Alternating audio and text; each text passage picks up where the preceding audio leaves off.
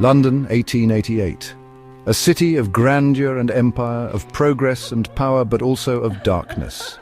Beneath its towering cathedrals and royal palaces, the East End simmered with poverty, overcrowding and despair. Whitechapel was its beating, broken heart. Narrow streets choked with refuse, lodging houses packed with the desperate charging a few pennies for a bed or half that to sleep sitting upright. Disease thrived in the gutters. Violence simmered in every alley. For women struggling to survive, prostitution was often the only option. By day they begged or sold matches, by night they sold themselves for the price of bread. And it was here, amid this misery, that an unseen predator emerged. He would strike swiftly with a blade and a ferocity beyond comprehension. His victims were poor women, ignored by polite society, yet their deaths would force the entire world to pay attention. His killings would terrify London, confound the police, and become the most infamous unsolved murders in history. He was never caught. But the name given to him by the newspapers still chills the imagination today. Jack the Ripper.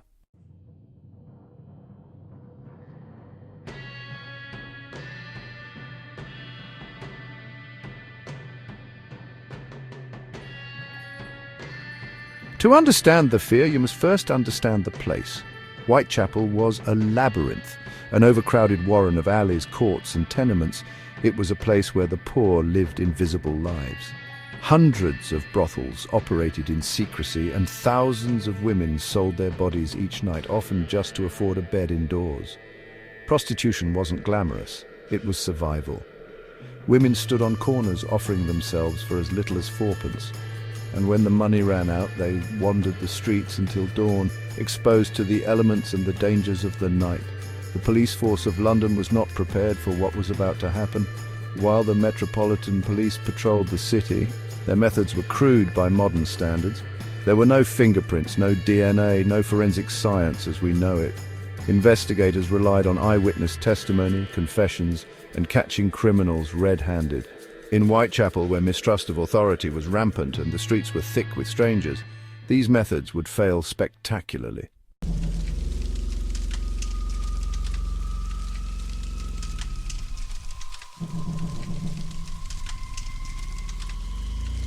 The nightmare began on August 31st, 1888. In the early hours of the morning, the body of Mary Ann Nichols, known as Polly, was discovered in Bucks Row. She was 43 years old, a mother of 5, and like so many in Whitechapel, living on the edge of destitution.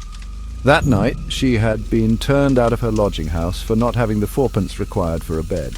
She told her roommate, "I'll soon get my DOS money. See what a jolly bonnet I've got." It was the last time she was seen alive. At around 3:40 a.m., a carman named Charles Cross stumbled upon her body. Her skirts were pulled up, her throat cut deep, nearly severing her head. Her abdomen had been mutilated with a series of jagged cuts. A police constable soon arrived, and the grim pattern was set. The killer struck quickly, violently, then vanished into the night, leaving behind horror and silence.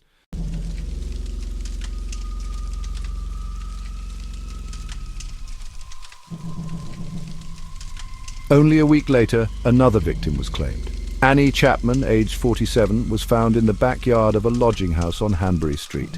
Like Nichols, she had been turned out for lack of rent. Witnesses recalled seeing her in the early hours, speaking with a man in a dark coat and deerstalker hat. Hours later, her body was discovered. Her throat had been slashed, her abdomen opened, her intestines placed carefully over her shoulder. More chillingly, her womb had been removed. The precision suggested anatomical knowledge. Was the killer a doctor? A butcher, someone trained with knives? Theories spread quickly, but no answers came. Panic began to ripple through Whitechapel.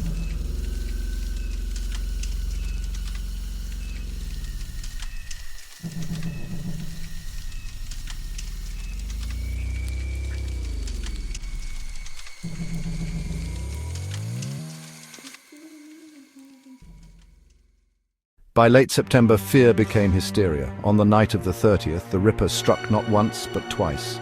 Elizabeth Stride's body was found in Dutfield's yard, her throat cut, her body otherwise untouched. Some believe the killer was interrupted. Barely an hour later, Catherine Eddowes was found in Mitre Square. Her injuries were the worst yet. her face mutilated, her abdomen ripped open, her left kidney removed. Police now realized they were hunting not just a murderer, but a sadistic and methodical killer who seemed to grow bolder with each crime. The press fed the frenzy, dubbing the faceless killer Jack the Ripper after a letter sent to authorities, written in red ink and signed with the now infamous name. The press fed the frenzy, dubbing the faceless killer Jack the Ripper after a letter sent to authorities, written in red ink and signed with the now infamous name. Dear boss, I keep on hearing the police have caught me, but they won't fix me just yet. I have laughed when they look so clever and talk about being on the right track. I am down on whores and I shan't quit ripping them till I do get buckled. Grand work the last job was. I gave the lady no time to squeal. How can they catch me now? I love my work and want to start again. Yours truly, Jack the Ripper. Whether genuine or hoax, it didn't matter. The press printed it, and the world had a name for the monster of Whitechapel.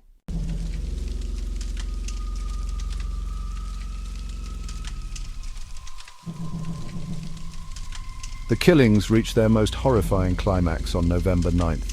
Mary Jane Kelly, the youngest of the victims at just 25, was found in her tiny room on Dorset Street. She had been mutilated beyond recognition. The walls were splattered with blood. Her organs were scattered around the bed. Of all the murders, this was the most savage. And yet, after this, the killings stopped. For 3 months, London had lived in fear. Then, suddenly, silence. The Ripper vanished as quickly as he had appeared, leaving only corpses, questions, and terror in his wake.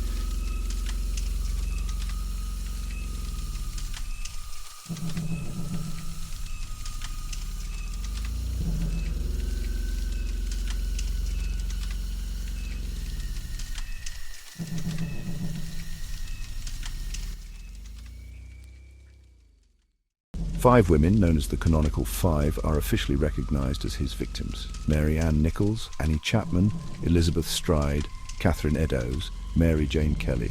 Yet many historians believe he may have killed more. Prostitutes found strangled, mutilated or stabbed in Whitechapel before and after 1888. Were these his early experiments, or were they unrelated crimes lost in the chaos of the East End? We cannot be sure.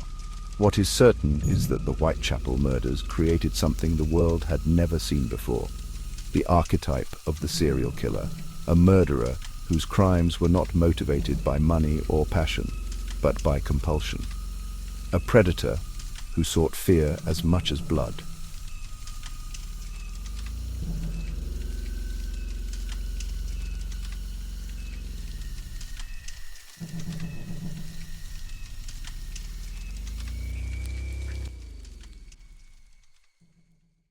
The investigation was massive for its time. Hundreds of officers patrolled nightly. Questioning spread across Whitechapel's labyrinth of alleys and lodging houses. Inspectors like Frederick Aberline tried desperately to piece together the clues. Witnesses claimed to see men with victims shortly before their deaths, describing figures from dark-coated gentlemen to foreign sailors, but the descriptions never matched. Leads dried up as quickly as they emerged, and with no forensic science to guide them, the police were left chasing shadows.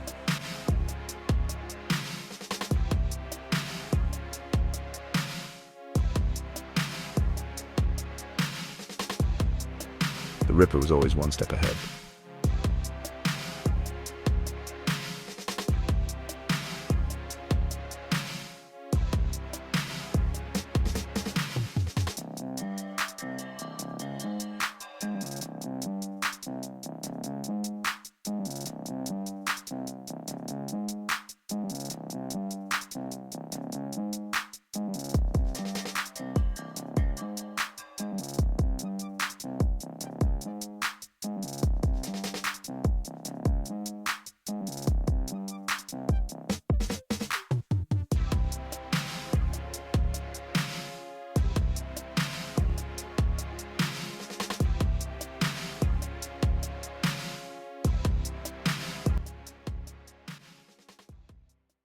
The police force, already mistrusted by the poor of Whitechapel, soon found themselves despised by the public and mocked by the press. The Ripper had humiliated Scotland Yard. Detectives flooded the streets, raids were conducted, informants bribed, and suspects questioned by the dozen. Yet the killer slipped through every net. Witness testimony only deepened the confusion. Some claimed to have seen the victims with a man just before their deaths, One described a foreign-looking stranger with a dark moustache. Another recalled a man in a deerstalker hat and shabby coat. Still others insisted the figure was well-dressed, perhaps even a gentleman. Each account contradicted the next. Was this deliberate misdirection, or was the Ripper simply a shadow, blending into the chaos of Whitechapel, invisible to those who saw him?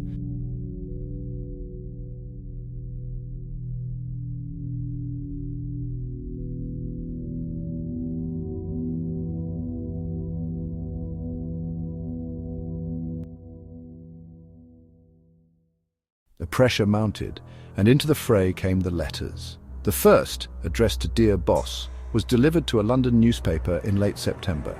Written in red ink, it mocked the police, boasted of the murders, and promised more to come. It was signed for the first time with the name Jack the Ripper. Soon after came the postcard known as the Saucy Jackie letter, which gloated over the double murders of Stride and Eddowes. Then the most chilling of all, the From Hell letter, delivered with half a preserved human kidney, allegedly belonging to Catherine Eddowes. The writer claimed he had eaten the other half, fried it, and ate it. Whether hoaxes or genuine, the effect was devastating. The newspapers printed every word. Panic swept London. I am down on whores, and I shan't quit ripping them till I do get buckled. The name Jack the Ripper became legend overnight. He was no longer just a faceless killer.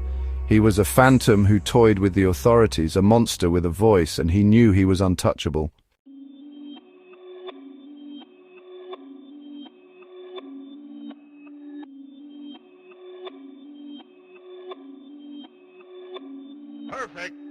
Inspector Frederick Aberline, a seasoned detective, led much of the hunt. A man who knew Whitechapel well, he interrogated dozens of suspects, from butchers to doctors to lunatics in asylums. But without solid evidence, every lead dissolved. Police resorted to crude tactics, questioning every man seen with bloodstains, raiding slaughterhouses, even photographing the eyes of victims in the bizarre hope that the killer's reflection might linger there. It was desperation, and the Ripper remained free.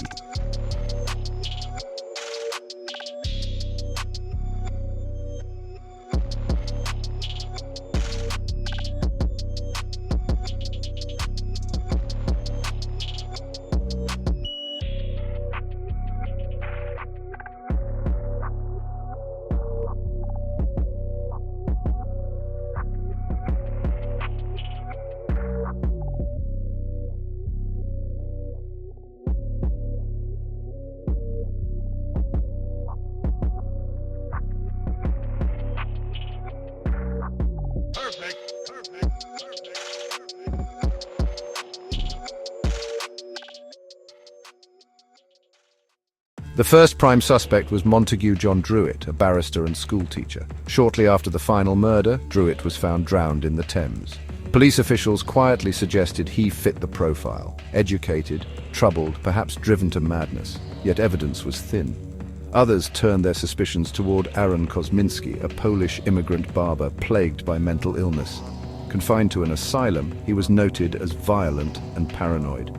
Decades later, a shawl linked to Catherine Eddowes was tested for DNA, with some scientists claiming it matched Kosminski's descendants. But the methods were disputed, the chain of evidence questionable. The mystery persisted.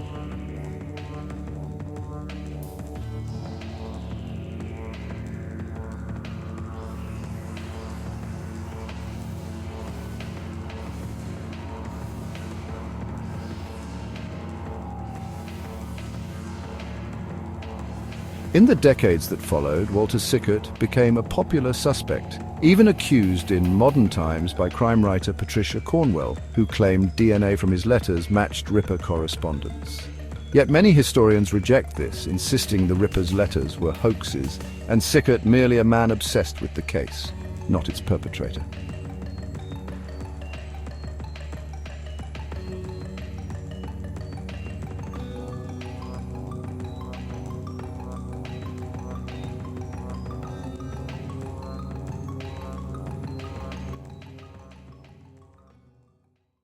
Beyond the known suspects, conspiracy theories flourished. Some whispered that the killer was Prince Albert Victor, grandson of Queen Victoria, shielded by a royal cover-up. Others claimed the Freemasons orchestrated the killings, ritualistically silencing prostitutes who knew too much. Still others suggested the Ripper was a sailor slipping away to sea after each murder, leaving no trace. Each theory carried intrigue but little proof. What made the case so maddening was not only the brutality of the murders, but the complete absence of a trail. No footprints, no fingerprints, no witnesses who could provide a consistent description. The killer seemed to appear, strike, and vanish into the fog, untouchable and unseen.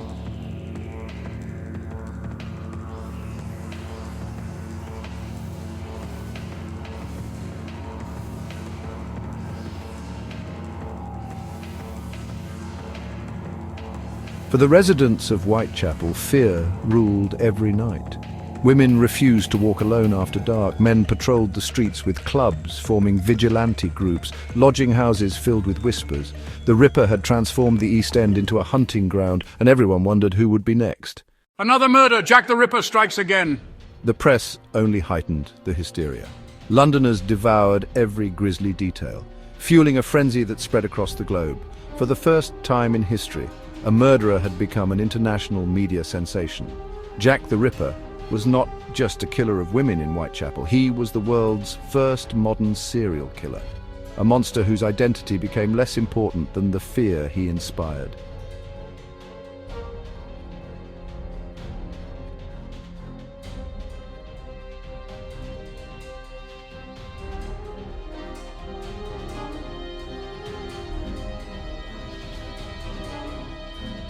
And yet, after the savagery of Mary Jane Kelly's murder in November, the killings stopped. As suddenly as he had appeared, the Ripper vanished. Did he die? Was he imprisoned for another crime? Or did he simply walk away, satisfied with the terror he had sown? We may never know. But the investigation did not end. Scotland Yard continued to hunt for suspects long after the killings ceased. Detectives retired with regrets, haunted by their failure. Files were sealed, evidence lost, rumors flourished, and with each year that passed, the mystery grew deeper.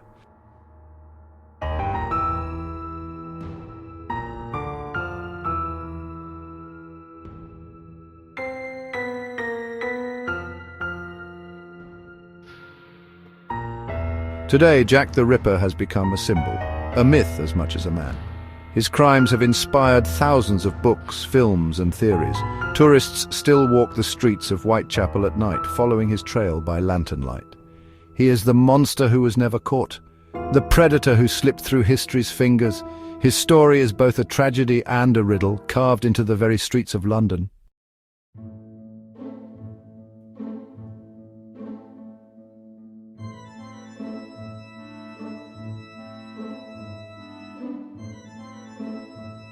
But beyond the myths and theories, one truth remains. Jack the Ripper murdered real women, mothers, daughters, sisters, whose lives were ended brutally and without justice. Their names must never be forgotten, even as the legend of their killer endures.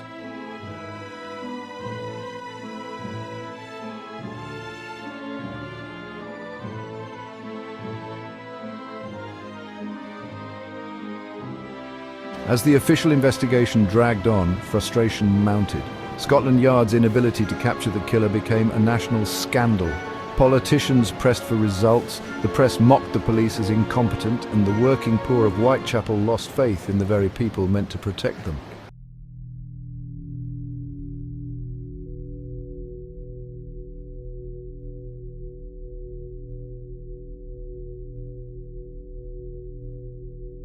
The police patrolled tirelessly. Detectives worked day and night, yet the Ripper seemed to melt away at will. He knew the labyrinth of Whitechapel better than any constable. He struck at moments of weakness, then vanished into silence. The force even enlisted bloodhounds, hoping to track his scent, but the dogs failed in the maze of alleys, and so suspicion shifted. If the police could not catch him, perhaps they were protecting him. Whispers spread of corruption, of incompetence covered up, of officers looking the other way. Was Jack the Ripper not simply a murderer, but someone shielded by privilege or power?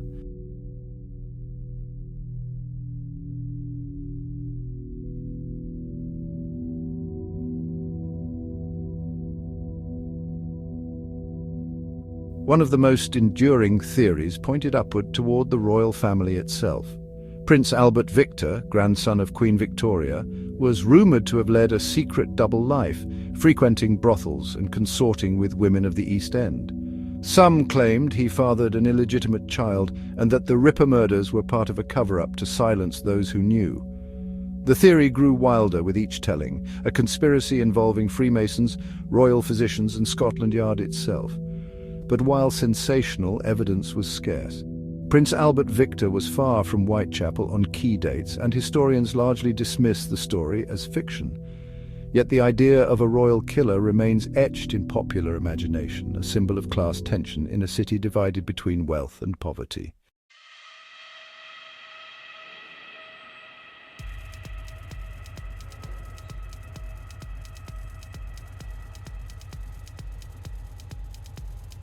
Other theories tied the killings to Freemasonry, a powerful secret society. Some claimed the mutilations bore ritualistic symbolism, that the removal of organs was part of a cult practice. When graffiti was found near one crime scene reading, "The Jews are the men that will not be blamed for nothing," speculation exploded. Anti-Semitic riots threatened to erupt, and the police, fearing violence, ordered the writing erased before it could be photographed. To this day, historians debate whether the message was connected to the killer or a cruel coincidence.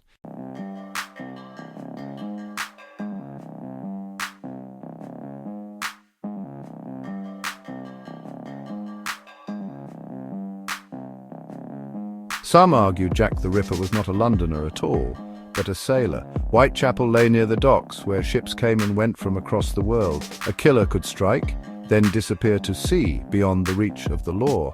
Indeed, several murders coincided with ships docked in port, yet without records or names, the sailor theory remains a shadow on the waves.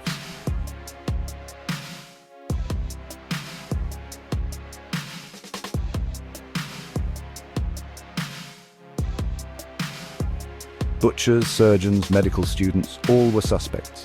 The killer's speed and precision suggested knowledge of anatomy. Catherine Edow's kidney had been removed with skill. Annie Chapman's womb had been taken cleanly. Could an ordinary man have done this in the dark, in minutes, without error? Many said no, others countered that the mutilations were crude, not surgical. The debate continues.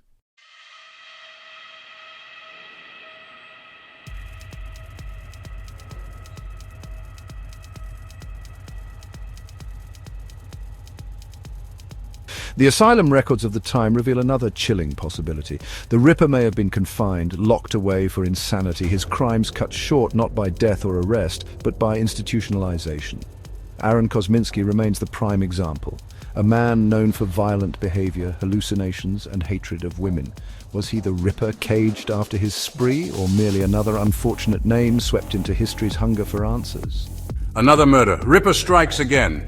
While the killings spread terror, the newspapers spread fascination. For the first time, a murderer became a household name, his identity debated over breakfast tables and in Parliament alike. Jack the Ripper had become larger than his crimes. He was myth, rumour, phantom. Illustrations of a cloaked man with a top hat and knife flooded the press. In truth, no one knew what he looked like, but the legend was taking form.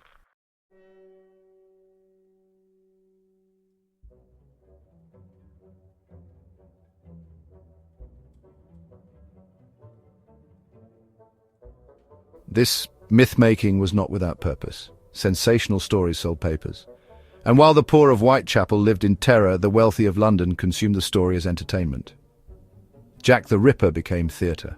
A monster played out in ink and illustration, feeding the Victorian appetite for crime and scandal.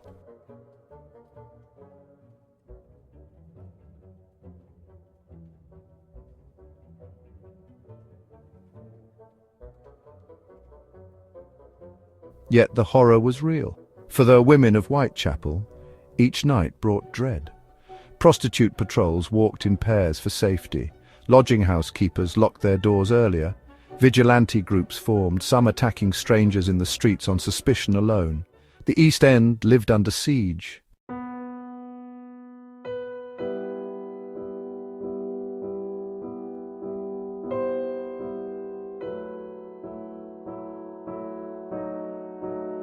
Scotland Yard tried everything. They brought in experts from across Britain. They flooded Whitechapel with undercover officers. They even considered offering a pardon to any accomplice willing to betray the killer. But it was useless. The Ripper's trail was as cold as the November fog. And then silence. After Mary Jane Kelly's horrific murder, no more bodies appeared.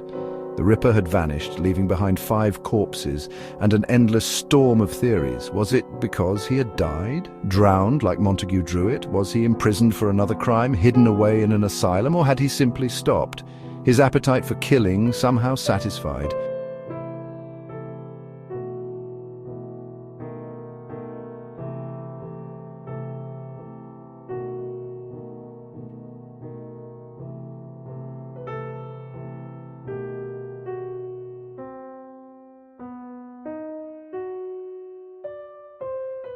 The police files remained open for years, but eventually they were closed. The case was unsolved, the killer unknown. For the men of Scotland Yard, it was a failure that would haunt them to their graves.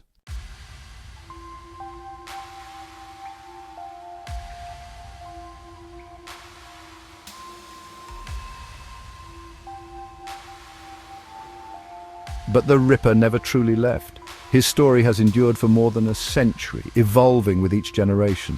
From whispered rumours of royal conspiracies to modern DNA claims, from penny dreadfuls to Hollywood films, Jack the Ripper has become the most infamous murderer in history.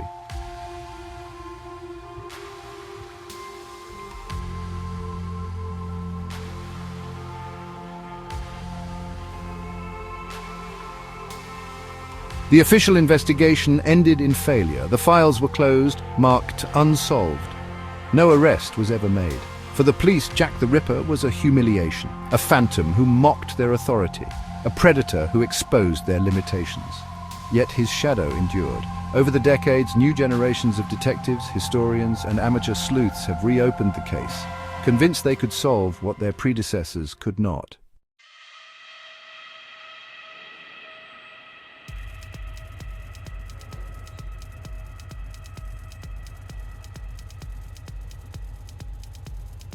With the rise of modern science, the Ripper case was reborn. DNA analysis was applied to long-forgotten evidence, most famously a shawl said to belong to Catherine Eddowes. Tests claimed to show a match to descendants of Aaron Kosminski, the Polish barber confined to an asylum. Headlines around the world declared Jack the Ripper identified. But critics were quick to pounce. The shawl's chain of custody was dubious, the DNA tests were flawed, and once again, certainty slipped away.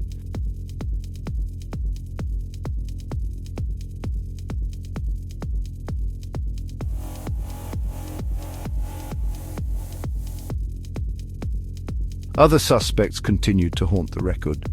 Druitt, whose suicide coincided with the murder's end. Kosminski, whose madness fit the profile. Sickert, the artist whose paintings whispered of obsession. Even a royal whose scandal would have shaken the empire. Each theory had its believers, each carried pieces of the puzzle, yet none were complete. The Ripper remained faceless.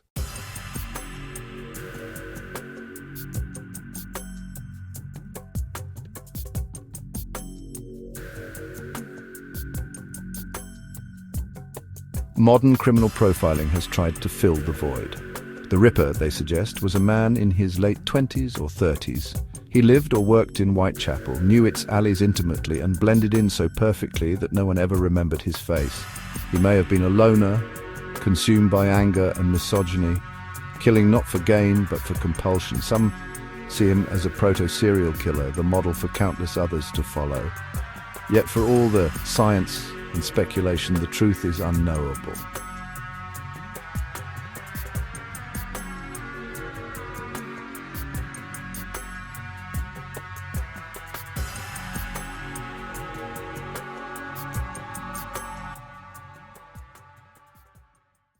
What cannot be denied is his legacy. Jack the Ripper's reign of terror lasted only 3 months, yet his impact has lasted more than a century. He shaped the way we think about crime, about killers, about evil itself. His case gave birth to the idea of the serial killer, a term that would not even exist until nearly a century later. He became the blueprint for fear, the stranger in the shadows, the knife in the dark, the predator who cannot be caught.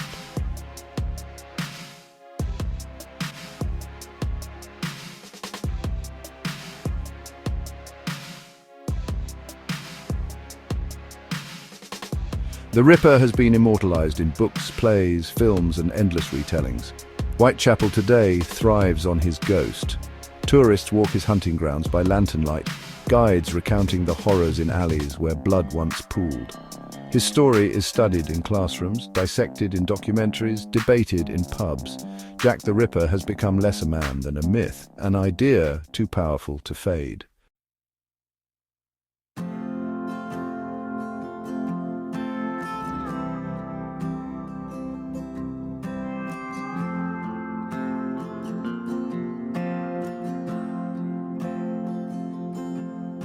But amid the legend, it is vital to remember the reality.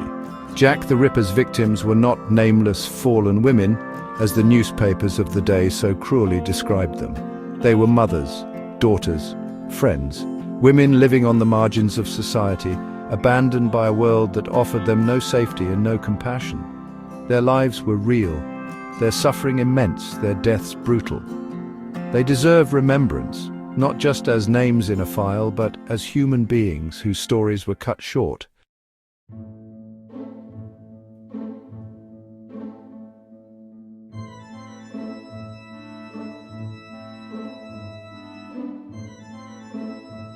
In the end, Jack the Ripper remains what he has always been, a ghost, a shadow in the fog, a question without an answer. His face was never seen, his identity never known, his crimes never solved.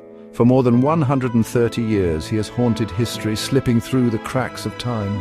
Perhaps one day science will uncover his name with certainty. Perhaps not. Until then, the mystery will endure.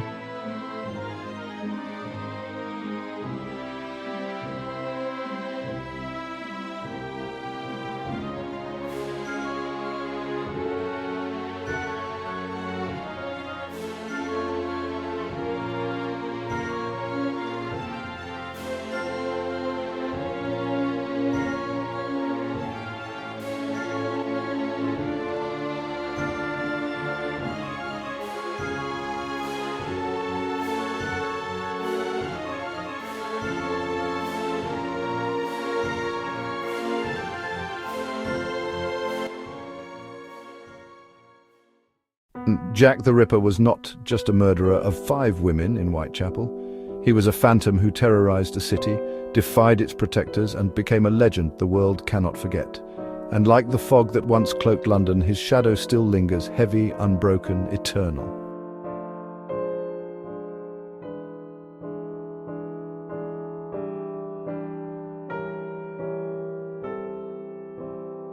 Thank you for watching.